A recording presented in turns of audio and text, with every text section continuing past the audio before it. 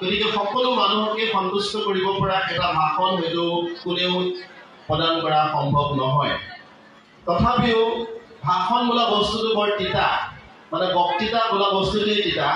গতিকে তিতা কথা কৈ মই আপোনালোকক আৰু বেছি আমনি নিদিওঁ। এটা খুহুতীয়া কথা মই ভাষণৰ আৰম্ভণিতে ক'বলৈ বিচাৰিছোঁ। এবাৰ এজন বক্তাক ভাষণ দিবলৈ এটা অনুষ্ঠানলৈ মাতিলে। বক্তাজনে ভাষণ দিয়ে আছে।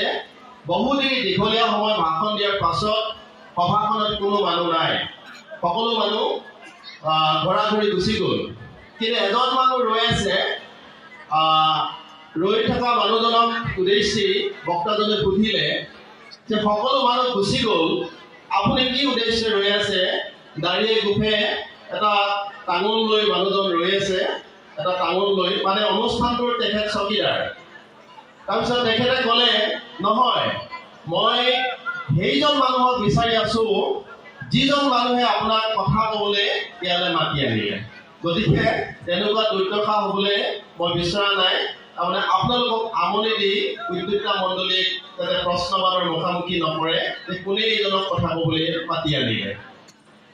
আচলতে ৰঙালী বিহু বা বহাগ বিহু, এই বিহুটোক আমি বাপতি সাহোন বুলি কৈছোঁ। ডক্টৰ ভূপেন হাজৰিকাই তেখেতৰ গীতৰ ভাষাৰে কৈছিল যে বহাগ মাথেৰি ঋতু নহয় বহাগ এটি মাহ, ই অসমীয়া জাতিৰ আয়ুস ৰেখা গণজীৱনৰ হাঁহ। আচলতে ভূপেন হাজৰিকাৰ এই গীতৰ যিটো কলি, এই কলিটোৱে আমাৰ বহাগ বিহুটোক প্ৰতিনিধিত্ব কৰিবৰ জোখাৰে, বহাগ বিহুটোক তুলি ধৰিবৰ জোখাৰে বহুকেইটা কথাই কৈ গৈছে। বহাগ বিহুটোক অসমীয়া জাতিৰ আয়ুস ৰেখা বুলি কৈছে। অৰ্থাৎ বহাগ বিহু যিমানেই আহিব, যিমানেই অসমীয়া জাতিয়ে বহাগ বিহু উদযাপন কৰিব, সিমানেই অসমীয়া জাতিৰ আয়ুস ৰেখা বৃদ্ধি হ'ব বুলি কৈছে। গতিকে এই বাপতি সাহোন বহাগ বিহু প্ৰতি বছৰে আমাৰ মাজলৈ আহে আৰু আমি উদযাপন কৰোঁ। আৰু এই উদযাপনৰ মাধ্যমেৰে অসমীয়া জাতিক সমৃদ্ধিশালী কৰোঁ, সাহসী কৰোঁ, উদ্যমী কৰোঁ আৰু আমি আমাৰ আয়ুস ৰেখা বৃদ্ধি কৰোঁ। সেইবুলি আমি বহাগ বিহুটোক এনেধৰণে ধাৰণা কৰি লওঁ। এতিয়া মই নিৰ্দিষ্ট বক্তা হিচাপে যিহেতুকে বিহুখন, বহাগ বিহুটো আমি আজি যিটো সাম্প্ৰতিক ৰূপত প্ৰত্যক্ষ কৰিছোঁ, এই বিহুটো আজিৰ পৰ্যায়লৈ অহাৰ যি উত্তৰণৰ বাট, যি ক্ৰমবিকাশৰ বাট, যি ইভলিউশ্যন বুলি কওঁ, এই ক্ৰমবিকাশৰ বাটটো কিন্তু বৰ দীঘলীয়া আৰু একা-বেকা। বহু দীঘলীয়া বাট অতিক্ৰম কৰি আপোনালোকে বহাগ বিহুটোক আজিৰ পৰ্যায়ত দেখিবলৈ পাইছে। আপোনালোকে আজি কল্পনা কৰিব নোৱাৰিব, ভাবিব নোৱাৰিব বিহুটো কোনে সৃষ্টি কৰিলে, বিহুটো ক'ৰ পৰা আহিলে। কাৰণ কোনো এটা লোক সংস্কৃতি কেতিয়া জন্ম হ'ল তাৰ কোনো চন তাৰিখ বাৰ নাথাকে। এটা লোক সংস্কৃতি জন্মৰ কোনটো ভিত্তিবৰ্ষ নাথাকে। গতিকে লোক সংস্কৃতি মানে সি পৰম্পৰাগতভাৱে বৈ অহা এটা সংস্কৃতি আৰু সি মানুহৰ পৰম্পৰাভাৱেই সি সৃষ্টি হোৱা এটা সংস্কৃতি। ঠিক সেইধৰণে বহাগ বিহুটো কেনেকৈ সৃষ্টি হৈছিল, মই মোৰ অনুভৱেৰে, বিশ্লেষণেৰে, সীমিত জ্ঞানেৰে বিহু সম্বন্ধীয় যিবোৰ গ্ৰন্থ, বিহু সম্বন্ধীয় যিসকল ব্যক্তিৰ লগত কথা পাতোঁ, তেওঁলোকৰ পৰা বুজিব পৰা যায়, জানিব পৰা যায় বা অধ্যয়ন কৰি সেই কথাবোৰ অনুভৱ কৰিব পৰা যায় যে বিহুটো এখিনি জনজাতীয় মানুহে আৱেগিকভাৱে সৃষ্টি কৰিছিলে।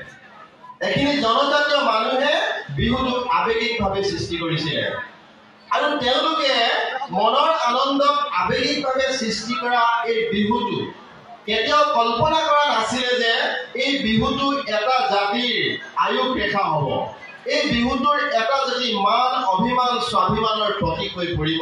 এই কথাটোৰ আৱেগিকভাৱে সৃষ্ট সেই জনজাতীয় মানুহসকলে কেতিয়াও কল্পনা কৰিব পৰা নাছিলে।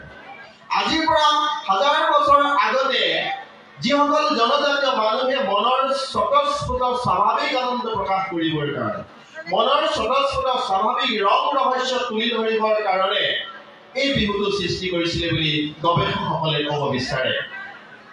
কাৰণ ইয়াৰ যদি আমি শিপা বিচাৰি যাওঁ, ইয়াৰ যদি উৎস বিচাৰি যাওঁ, ইয়াৰ যদি মূল বিচাৰি যাওঁ, তেতিয়াহ'লে আমি দেখিবলৈ পাওঁ যে চীনৰ হুৱাংহু আৰু ইয়াংচিকিয়াং উপত্যকাৰ পৰা কিছুমান মানুহ গংগা উপত্যকালৈ আৰু কিছুমান মানুহ ব্ৰহ্মপুত্ৰ উপত্যকালৈ আহিছিল। যিখিনি মানুহ ব্ৰহ্মপুত্ৰ উপত্যকালৈ আহিছিল সেইখিনি মানুহক গৱেষকসকলে অষ্ট্ৰিক গোষ্ঠী বুলি কৈছে। আৰু অষ্ট্ৰিকসকল মূলতঃ কৃষি প্ৰধান আছিল।